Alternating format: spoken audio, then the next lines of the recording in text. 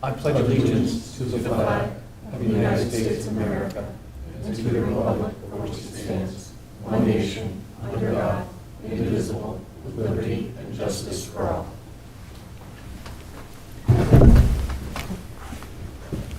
All right, we'll do some administrivia first. We don't have an audience, and I assume all the members and staff here know how to get out of the building if the alarm rings. So, the Planning Board voluntarily continues to offer remote participation. If any member of the Planning Board participates remotely, votes shall be by roll call. To attend this meeting remotely using a computer or smartphone, visit www.zoom.us. Enter meeting ID 754-663-912. You may also come in by phone for audio only. Phone number, area code 646-558-8656. Same meeting ID 754-663-912. If you have any technical difficulties, call area code 603-845-5585. If you're on the phone and you want to be recognized, please hit *9 to raise your hand, and then once recognized, hit *6 to unmute yourself. I will introduce the members and staff who are present this evening. In the audience is our Economic Development Director, Ms. Donovan. Our alternates, Mr. Mousy and Mr. Appleton. Planning Director, Ms. Rubido. Good evening. Planning Clerk, Ms. Wilson. Town Council Liaison, Mr. Chase. Good evening. Member, Mr. Wood. Good evening. Member, Mr. Minivini. Good evening. Vice Chair, Mr. O'Connor. Good evening. On the far side is Mr. Preventure, who is the coordinator for DerryCAM, who makes all the video magic work for us. Good evening.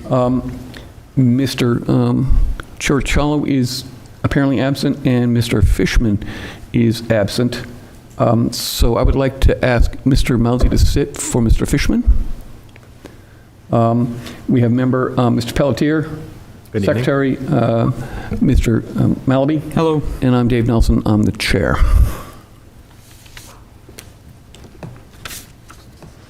So under administrative business, we have 3 matters of escrow. Item number 26-13, Kenneth and Tunde Eyring. Okay. So the developers would be the Eyring family. This is a cash escrow. Parcel ID location is map 32, lot 33, 4 Lenox Road. The request is to establish escrow in the amount of $12,161.25 for the above noted project. This escrow will be non-interest bearing. Mr. Chair, also move. Second.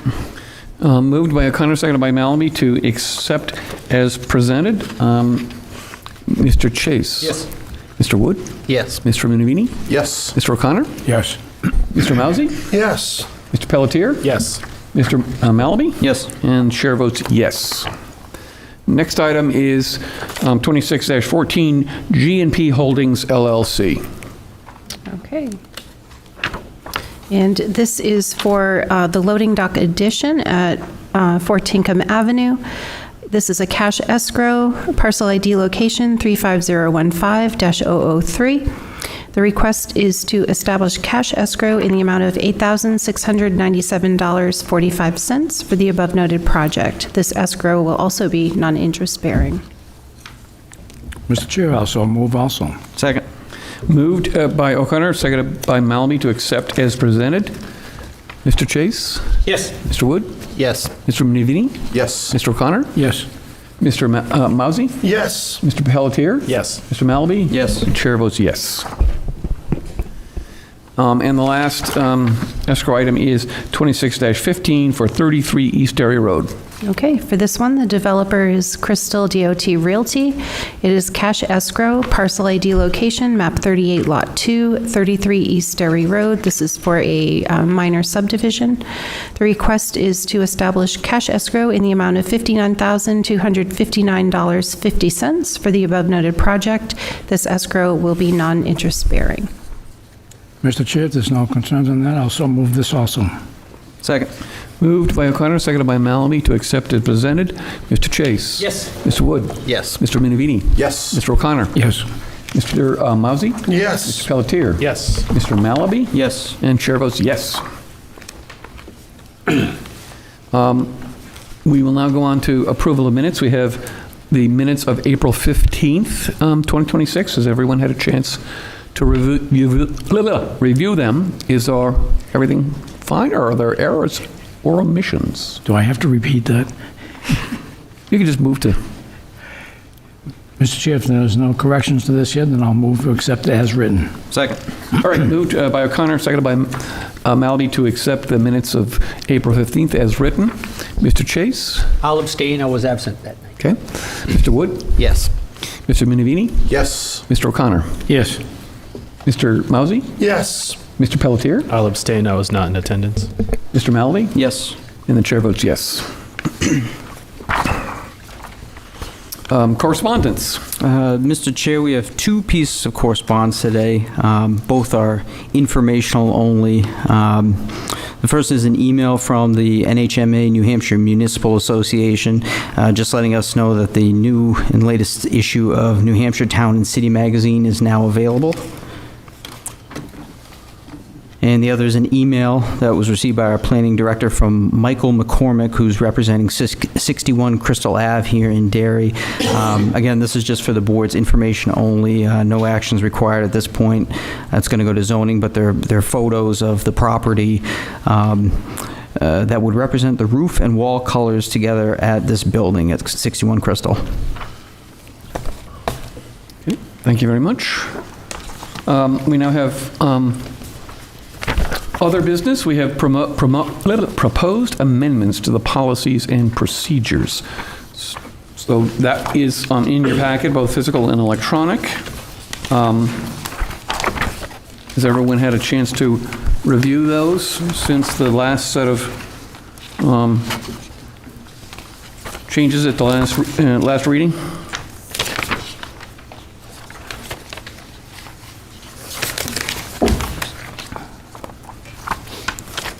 Are there any, we'll give you a moment or two to look at them.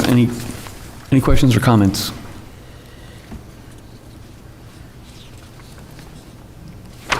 Okay. If not, what is the board's pleasure?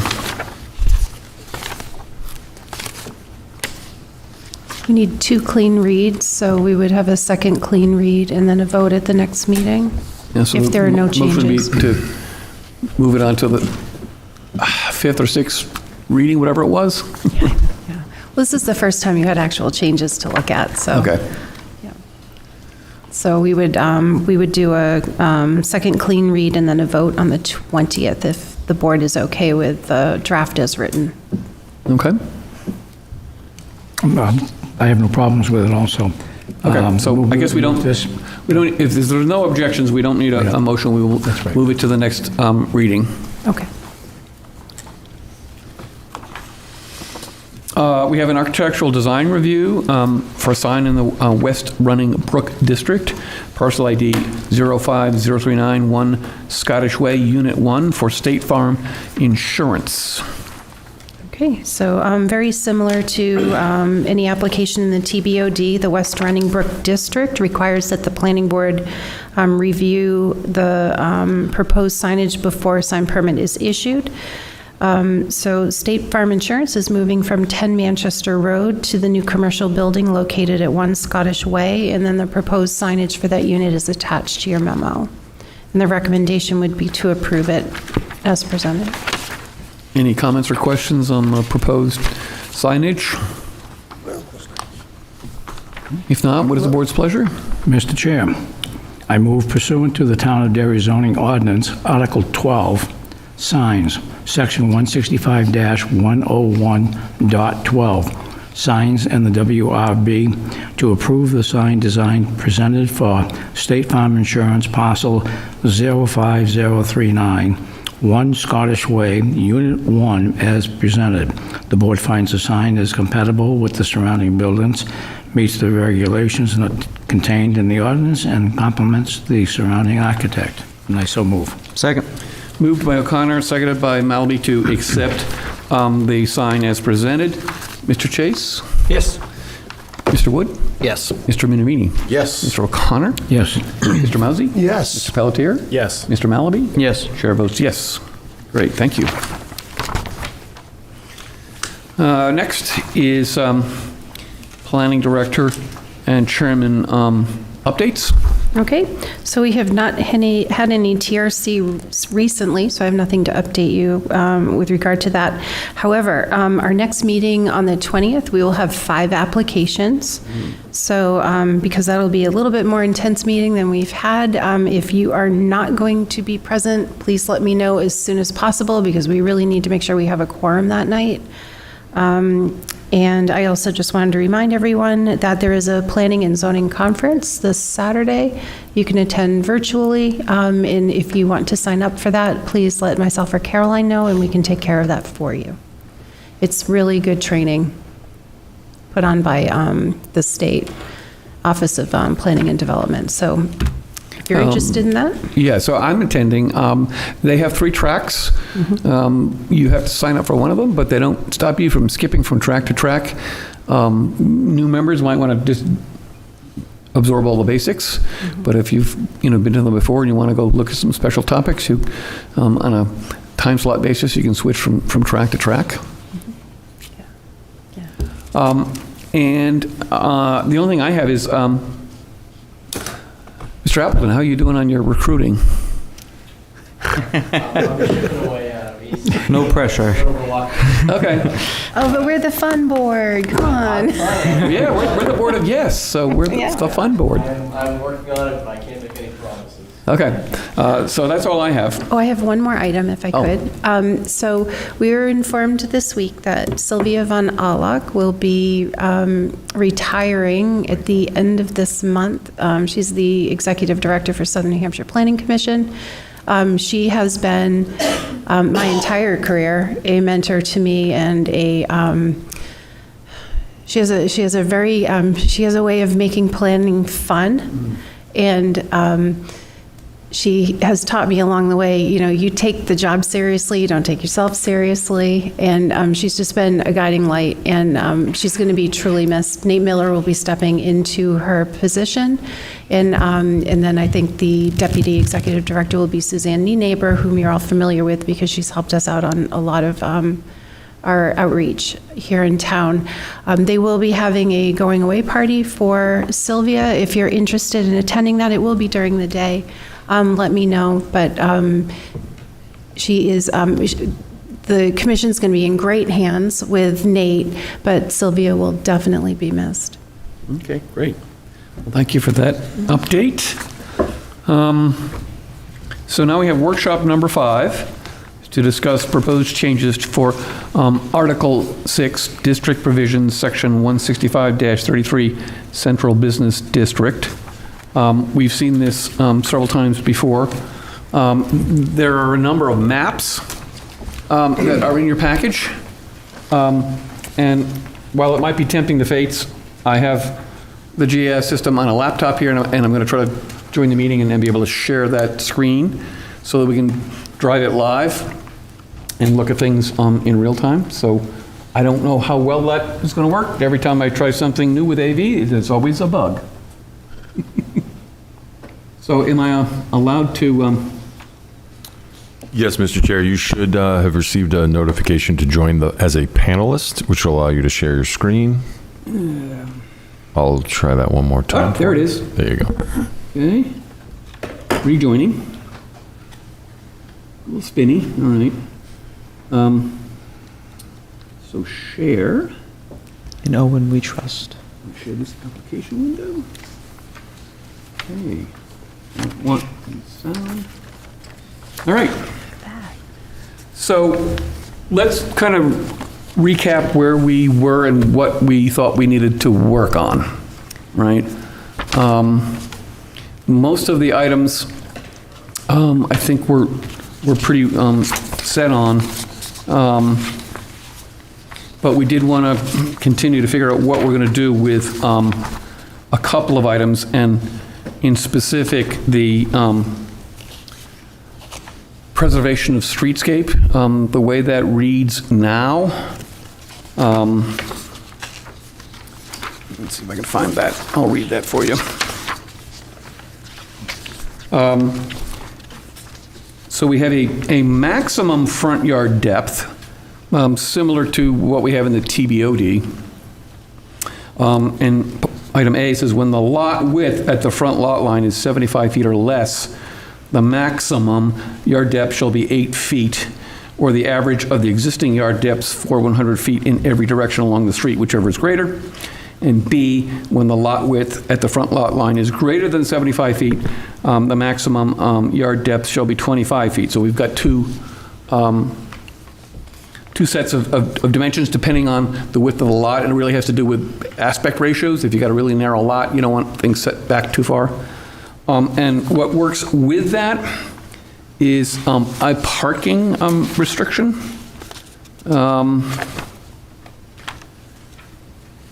Where is that? Okay, the parking is that, one, all off-street parking areas shall be provided in such a way that no vehicle will be required or will be likely to back into the street or access drive. We talked about that during our district walk about the dangers of vehicles backing right out into the street. Number two, no parking, storage, or display of vehicles shall be allowed between the front lot line and a line parallel with the front of the structure closest to the front lot line, which basically means you can't park cars in front of the building. Although, in looking at the GIS, one of the things that we don't really necessarily notice when we're doing a site walk is that the lot lines are often not where you would think they are. The paved street is not often in the center of the public right-of-way, and so where those paved sections are a bit offset, we can't really, the planning board can't prevent folks from parking in the public right-of-way off the pavement. That would be a town council kind of regulation. But we just prevent them from parking head in front of the building. And then otherwise, as provided in the land development control regulations. The idea was to provide some more flexibility for landscape and layout. No one suggested that they wanted to see, parking lots in front of the building like a strip mall style. So this is where we're at. Is everyone happy with that, or do we want to consider some other options?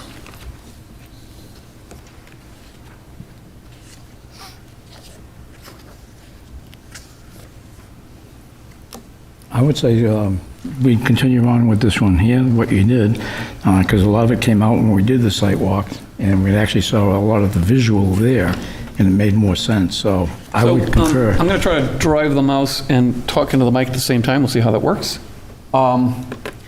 So on the screen in front of you, the brown, the tan, where you see the mouse currently, that is the CBD. And it kind of wraps around. There's some residential district here, right there, and then north of it, the TBOD actually extends down into the core of the CBD. The CBD goes all the way back to Rollins Street, wraps around down Birch Street, goes all the way down to the South Ave and beyond, and then it comes around the other side, down Maple Street, and down Central Street. So it's kind of a horseshoe shaped. And I'll notice that the lots that we primarily looked at were those along here, along Birch Street and along South Ave, which are the smaller, residential conversion lots. I'll observe that in other parts of that district, there are some much more sizable parcels. I don't know how many of them are likely to be redeveloped in any short time frame, but if we would like to, consider special provisions for those, we can maybe try to identify them and take a look at them on the map. Does anyone have any thoughts on that? I'm happy to go either way, honestly.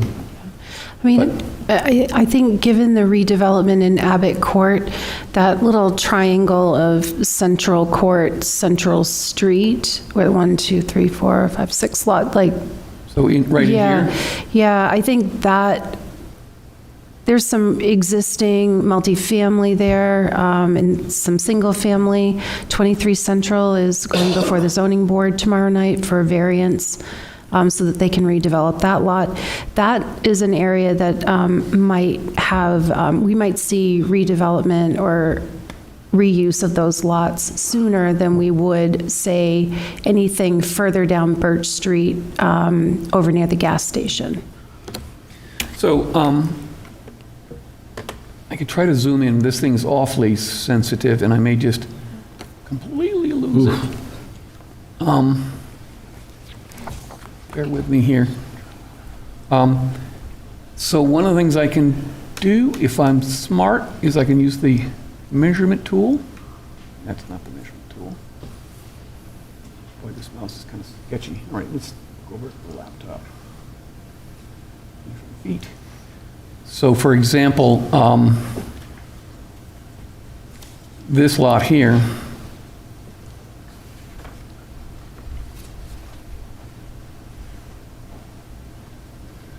that's 79 or 81 feet, depending on how you look at it. So most of the lots over there are going to be above the 75 foot and therefore have the 25-foot Yes. setback. And so I guess the question is, in that area, is that sufficient flexibility for development of those lots? Mr. Chair, I would isn't say there yes. that one of the lots, isn't there a site plan coming in front of us pretty soon regarding the 5 condos that they're proposing? Or is that going? That'll be at ZBA tomorrow night. That's tomorrow night with them. Yeah. So But, a yeah. big chunk of that's going to have 5 condos. Yeah. Right. And of course, that's probably got interior access drives and all that kind of stuff. Yeah, and I think in that area, the 25-foot setback is more appropriate than the 8, given the characteristics of that part. Okay. Are there any other parcels that people are specifically interested in and would like to drive to and take a look at on the map before we kind of try to wrap up on this, if we have consensus? Well, No? if you really look at that section down through there, there's only 2 properties that really have any kind of a setback to them. All the rest of them are right on the street. So, Well, I guess the question is, when there's redevelopment, is it reuse, adaptive reuse, or is it a tear down, rebuild? 23, I believe, is going to be a tear down. That's the, That was where the fire was. that was where the fire was. That one's going to be a tear down. Yeah. I know it has changed because the variance is going to be to eliminate the commercial portion of it, which goes against what we're trying to do here. It is. So,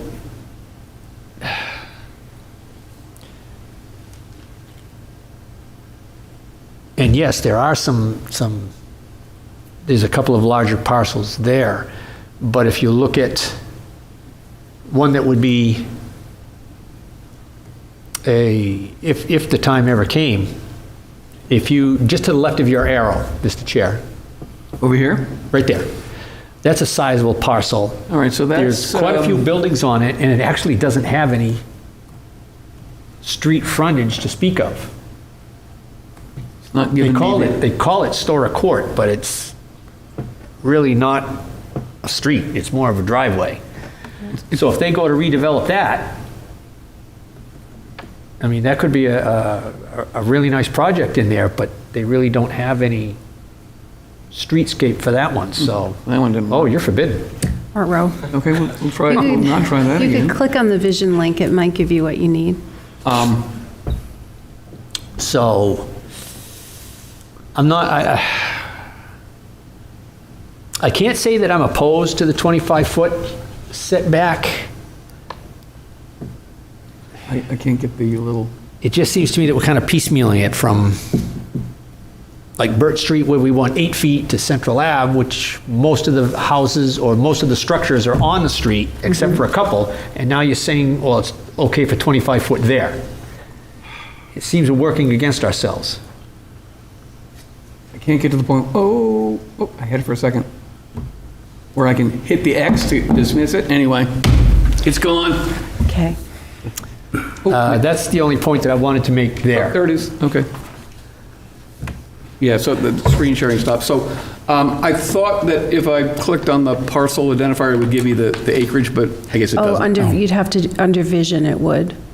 You have to click on vision to go into it, yeah. Before, you're right, it used to be right there.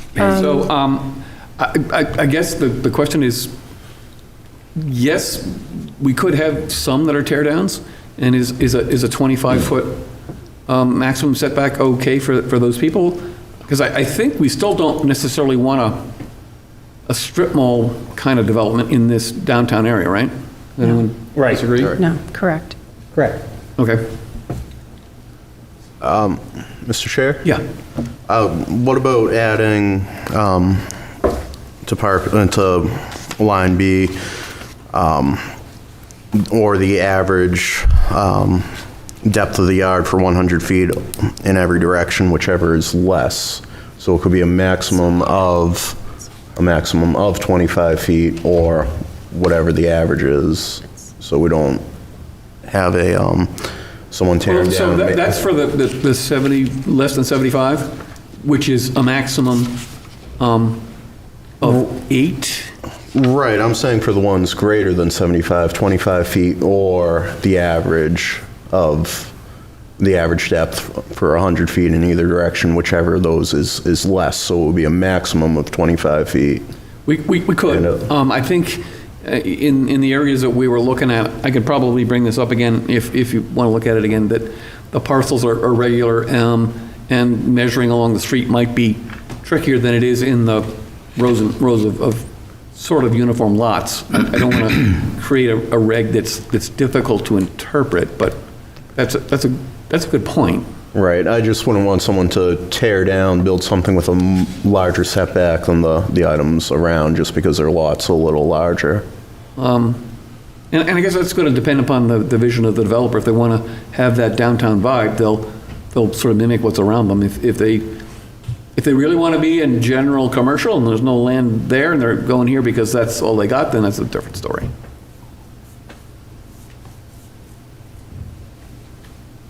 Anyone else think that we ought to make the 25 also dependent upon neighbors? What's the thoughts on that? I don't think it's such a bad idea. If you, I mean, staying on Central Street, if you go down Central Street, and once you go past Central Court, on the even side of the street, all the houses are fairly even, close to the road.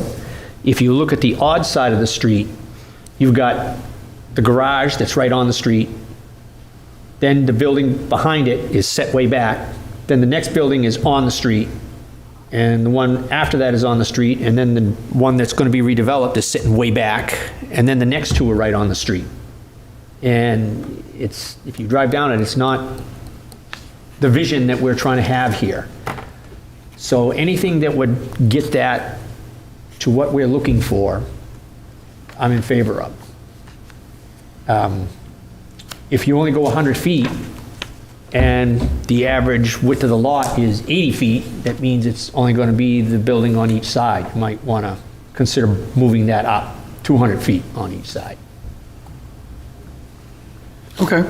Do you have some specific text that you kind of think would effectuate that? I'm sorry, I'm not really paying full attention. I'm trying to get the GIS working again. So you want to say for the wider ones, go out 200 feet? On each side, yes, the average of Okay, so 200 feet on each So side. when the lot width at the front lot line is greater than 75 feet, the maximum yard depth shall be 25 feet, or the average of the existing yard depths for 200 feet in every direction along the street, whichever is less. Yes.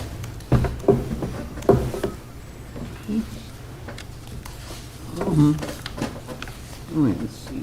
And Mr. Chair, I usually find a baseball bat cures my computer problems very well. Well, apparently I did something that I didn't like and it crashed the, Oh. That's unfortunate. so, trying to get back to where we're supposed to be.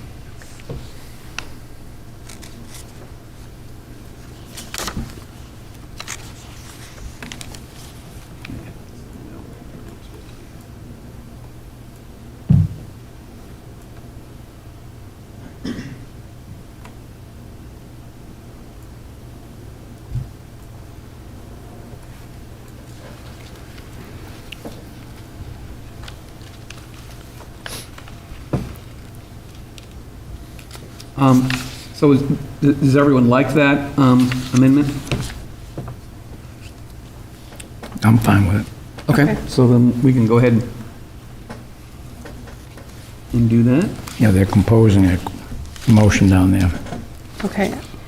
I do have a question regarding the front lot line. That is always, I know that it says it's the lot line where your front entrance faces. Sometimes your front entrance is on a different street than your driveway. And the fire department assigns addresses based on, like, I just want to make sure that we're clear when we're talking about what is the front, when we've got multiple, like, you might have a lot that has 2 streets or even 3 streets. Mr. Chair, Yeah. can I respond to that? Sure. A few years ago, I was in charge of the whole Southern District for doing the census. And we all had, it used to be done by paper, Yeah. similar to looking at some of our paper. And what the census was trying to do was reposition what was going to be the address. And I'm going to lean more towards what the fire department's doing versus the driveway, because the driveway wasn't part of it. We had to go up to every single front door, and the front door was the main entrance for the whole thing. And that was changed in 2010 during that census thing. So I would go with the fire department, because typically I think they address the front door issue. Randy? Yeah, I agree with John that to try to keep everything uniform, that we ought to stick with another town department. If that's, fire department sets the addresses throughout the town. And to stay uniform with that, I think we ought to say the front is what they give for the address, rather than, well, the fire department says this part of the house is the front, but code enforcement says the other side is the front. It's just too confusing. I think we need one uniform designation, and the easiest way is go with the master authority that dishes out the addresses. Yeah, both the census and the American census still follow the suit of the federal government. Yeah. Yeah, so it's polite to look at Mr. Chase, but you got to, like, speak into the mic, John. Oh, I'm sorry. I thought it was close enough. So the only thing I'll observe is that on corner lots, because wherever the frontage is, whatever the address is, that will have a control on the setback in order to preserve the streetscape on that street. But as soon as you go around the corner onto the adjacent street, that is now the side setback, which only has a minimum and could be whatever you want. So on corner lots, if we try to prevent folks from parking cars in front of the building where their address is, there's nothing that stops them from going around the corner on the side street, which is also a frontage, setting that back however much they want and putting cars there, because we talk about the frontage. And so that's a loophole. Yep. I don't know if we have to obsess about it, but it is a loophole. There's got to be compromises and give and takes. And I think for the main streetscape, what we're looking for is we had this with the coffee shop. Yeah. on North Ave. Yep. That's a perfect example of it. You maintain the streetscape on the front, you can't necessarily maintain it all the way around. If you Right. maintained it all the way around, they'd have nothing for parking, not even on-street parking. So, to me, it would be a good compromise and be more building or friendly, retail friendly, to say the frontage is the address designated by the fire department, and if they do happen to be on a corner lot and they get their curb cuts through code enforcement to have a driveway on that side, Okay. they have it. I mean, I'm not opposed to that, I just wanted to point out Yeah. that is a potentially unintended consequence. Right. So what I hear, other than adding the 200 feet in either direction along the roadway for the wider lots, we haven't made any other changes so far? No, the only other change would be to that definition of front lot line. Based on this conversation, what I took away was that that lot line which directly abuts the street side of the lot, except for lots which have multiple lot lines which abut streets, in which case the front lot line shall be deemed to be that lot line abutting a street from which the address, as designated by the fire department, is located. Okay. Now, there is one other thing that I brought up with Ms. Robita before the meeting. I do like the idea of taking Mr. Pelletier's architectural exceptions in that district and putting it in the architectural design guidelines section of the LDCR. However, he's allowing cupolas and other structures to be above the maximum height specified in the zoning ordinance. For those particular architectural elements, we can't have the LDCR override the zoning ordinance unless in the zoning ordinance we say maximum height above sea level of X, except where a conditional use permit is granted subject to the architectural design regulations section YYY. And that will give us the ability to say, okay, you got a cupola, that can go above the maximum height, and we'll grant you a conditional use permit so that we won't be afoul of the zoning ordinance. Yeah. Okay. So that would be my suggestion to That's fix reasonable. that. Yeah. Anyone have any different thoughts? No? Can you just say that again? Except where a conditional use permit has Except been- where a conditional use permit is granted pursuant to section, and quote the section of the LDCR that we're adding that talks about structures in the CBD. 170-86-3, okay. I don't have the numbers in front of me, so. Yep, okay. So we would amend that item 6, and it would be, no building or structure within this district shall be higher than 425 feet above sea level, ASL, as measured to the highest point of the roof, except where a conditional use permit, blah, blah, blah. Yeah. Okay. Mr. Wood? So, the only thing I was wondering is going back to, once again, the 8-foot, 25-foot setback, rather than using 100 feet or 200 feet, would it make more sense to just use X number of lots in either direction? If the concern is you might only get 1 or 2 lots, and then it could be 4. I mean, I guess 100 feet is always 100 feet. Lots can be, merged. So the number of lots could change over time. I don't know if that is a problem. It's just something that could happen. I was just thinking for simplicity's sake, rather than. Anyone have feelings one way or the other? I mean, it's kind of 6 of one, half a dozen of the other. Yeah, it really is. Yeah. I just wasn't sure, because I know the concern was, with Yeah. 100 feet, you might only get 1 lot. True. So, The other thing I'll say is, we need to get this like 85% correct. Perfect is the enemy of good enough so often. And for that 15% that we can't foresee, that's what variances are for.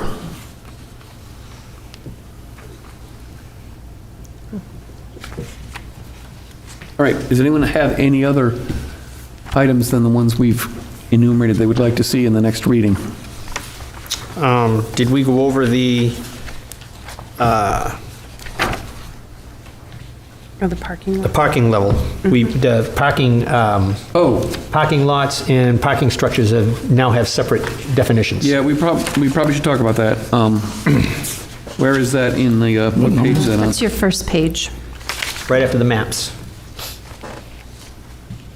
All right, so we have a definition, multi-level parking facility, a specialized structure designed to house vehicles on multiple levels, either above or below ground.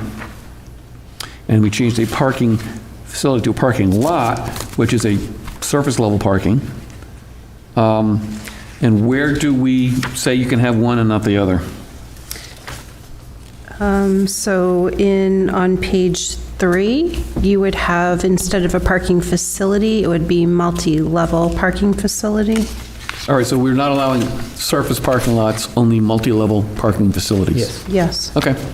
I think that's what we intended. That's what we intended. We didn't want somebody taking down any more buildings and putting in parking lot. This came up both on the site walk and during, I think it was workshop number 3. Right. And we decided we don't want any more surface parking lots, but if somebody wants to put in a parking garage, And either it would be ancillary nice to if their building or... If the Abbott Court garage was compliant. Correct. So what we're trying to do is it's retail, I mean, they charge. So it's, whether it's ancillary to their commercial business or whatever, or they just want a pay parking garage, that would be allowed. But tearing down buildings to put just a paved parking lot, Okay. we don't want any more paving of paradise. Mr. Pelletier? I fully support and I like the splitting of the definition. I just wonder if we should include the last sentence from the definition of parking lot and also include that with the multi-level parking facility definition. It says, such use shall be devoted to the parking of passenger cars and specifically exclude unregistered vehicles. Not sure it's necessarily intent, but just want to make sure that someone's not going to build a used car multi-level facility or something like that. I'm okay with I that. mean, like a Carvana? Yes. Would we not want one of those in this area? I think we would call that retail motor vehicle I mean, sales. they're for sale, Yeah. right? Yeah, but I see what you're saying. You don't want someone to, Yeah. yeah. I was gonna say, that so- someone would maybe quickly pave a parking lot in order to put junk cars in it because it's not a big investment. I can't imagine anyone would go to the expense of building a parking garage to put junk cars in. Well, no, and I think where we may get ourselves into trouble there is, so let's use the Abbott Court. Part of the spaces in there are designated to the apartment building. So somebody has a classic car, whatever, and they don't run it for a couple of years, they're paying for the parking space, but they don't register it for a couple of years. But they're paying for that parking space. Are we now telling them, you can't do that? As soon as, you're going away to Europe or whatever for a while, the registration runs out before you get back, you gotta get it out of there? We could thinking really that the cost structure of that kind of environment would be self-regulating. I think so, and I think we would be intruding on their rights. I mean, they're paying for that space. I doubt somebody's gonna go in there and pay for 50 spaces to put used cars in there. So, to your point, I believe it would be self-regulating. I just don't wanna get ourselves in trouble with the general public on something, as small as that. Adding it to that. I agree with it on the surface level parking, but I would hesitate to put it on the multi-level parking facility for those reasons. All right, any other things we want to review or revisit? The only thing I would just ask, if the board could indulge me and just review the wording of the purpose statement and make sure that it meets the intent of why we're doing these changes, All right, so which is right at the top of page, the first page of the draft. So the bottom of page 1 or the top of page 1? Top of page 1, purpose. All All right, so is that part of the ordinance? Generally, anytime that we do the zoning changes, we always, especially when it goes to town council, we always have a thing that says the purpose of these changes is So blah. this is not normative part of the ordinance? It's not part of the, this is a separate thing that goes with the legal notice and all of Got that. And it. it identifies Okay. why we're making Yes. the changes.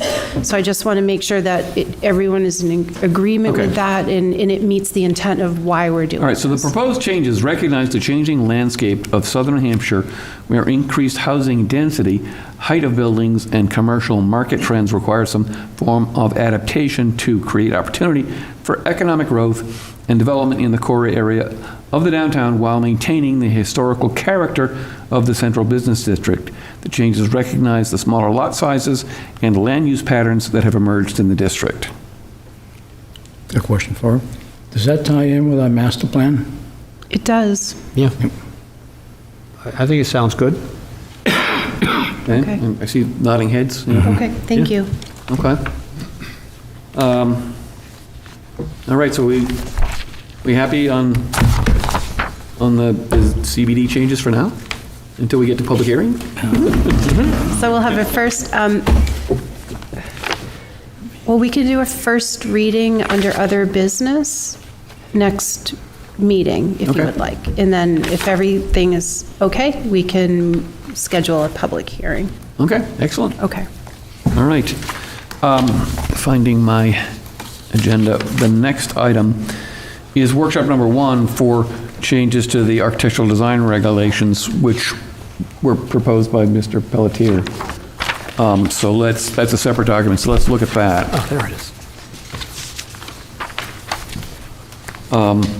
And what staff has done is they've followed the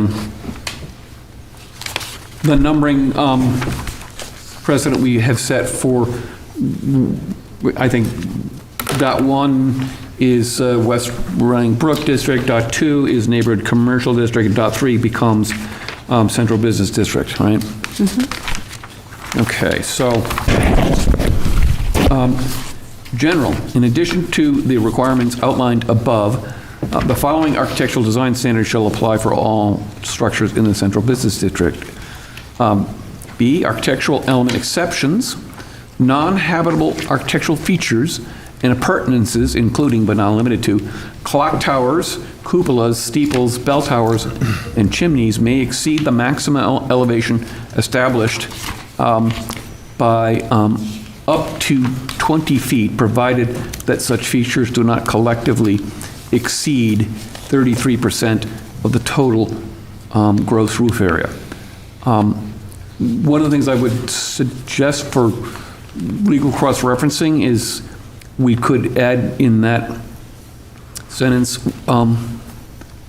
may exceed the maximum elevation limited established in section blah, blah, blah, blah, blah, which is the zoning ordinance, where it gives that number, just include that outward reference there. Okay. And then in the zoning ordinance where we talk about a conditional use permit, we're going to point to section 170-86.3. So that pointer's in either direction.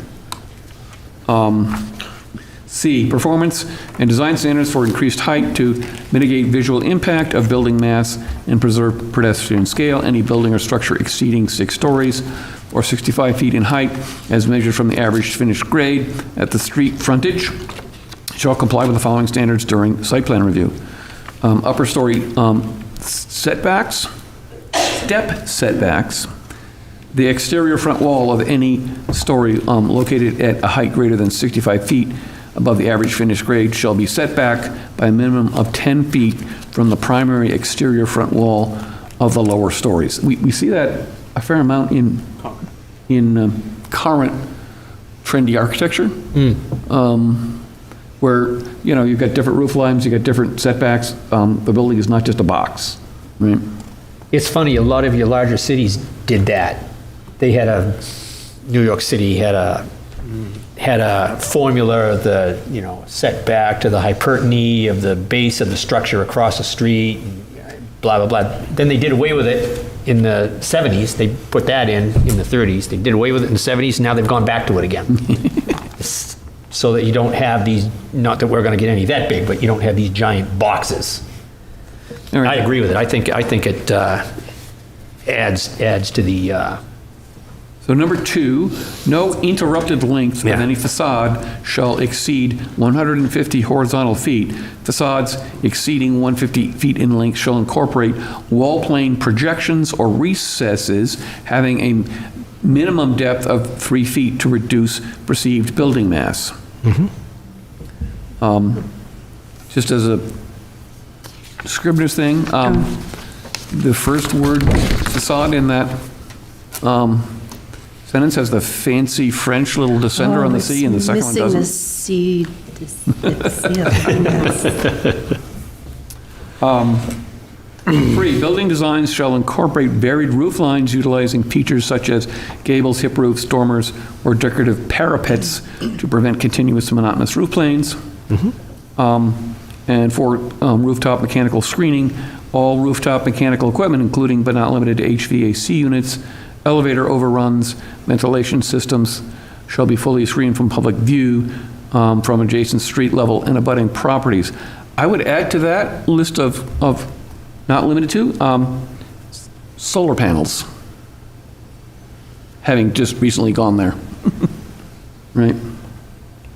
And then it's the screening shall be architecturally compatible with the primary structure and may utilize parapet walls or enclosed architectural features. So all of that sounds very good to me. And a couple suggestions for explicitly including solar panel farms and maybe the front, forward and backwards section references. Okay. Make it easy for people to figure out where the two moving pieces are. I think sounds good to me. Do we Any need to- comments, Would questions, you- Would you have a suggestions? height on the solar panels? Huh? Because would you have a height on the solar panels? No, I'm just saying you screen them. Because some of them that's on the side, they can be up to 20, 30 feet high inside one's yard. Well, this is in the CBD, so I don't think it's going to be No. someone's yard, but, okay. Anyone have thoughts on deletions, additions, improvements? no, those all sound good to me. Sounds good to everyone? Do we need conditional use criteria? Or is it just going to be a waiver? Well, the intent is that the criteria is in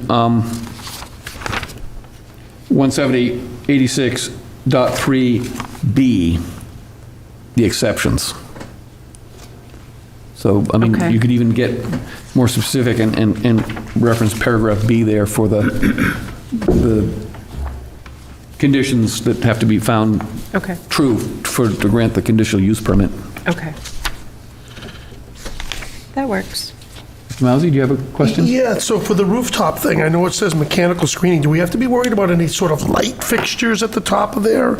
So if they had to work on any of this stuff, would we be any concerns of any lighting things up there? Just throwing it out there. I don't remember seeing any plans that came to us with lighting fixtures for maintenance work. Okay, just a thought. And if Just- there were, I mean, it would only be used during maintenance, so, Yeah, you can use God as an example. I mean, God at if you school. have a roof deck on which you're parking, you're probably gonna have lighting up there. But in this case, we ended up, for Abbott Court, we ended up covering that over with the solar structure. Just a thought. Yeah. I mean, I think there's other portions of the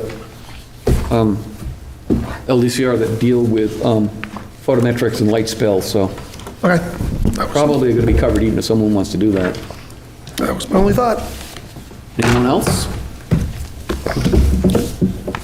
Okay, so there was just a couple of minor, almost editorial things, Okay. and then we're done with that one, right? Feels good to be Any there. alibis? Yeah. Yeah. Okay.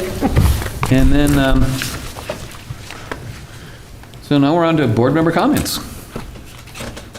Mr. Chase. Mr. Mallaby is taking a seat on the Southern New Hampshire Planning Commission as a full member. Oh, nice.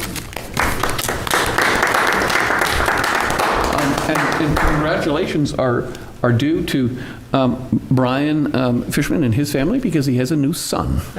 Excellent.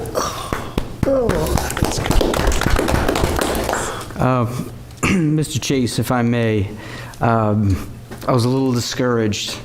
Yesterday, I had the privilege, I saw town council appointed me as a member, and then today I received my first email from the Southern New Hampshire Planning Commission that this next meeting was canceled, and the executive director is retiring. So I'm putting on a brave face today. I'm sure they were not related. I'm putting on a brave face, but it's hard to not read between the lines. Yeah. Yeah, Nate will do a nice job. Yeah, so everyone out there, we do have fun here. We do. Yeah.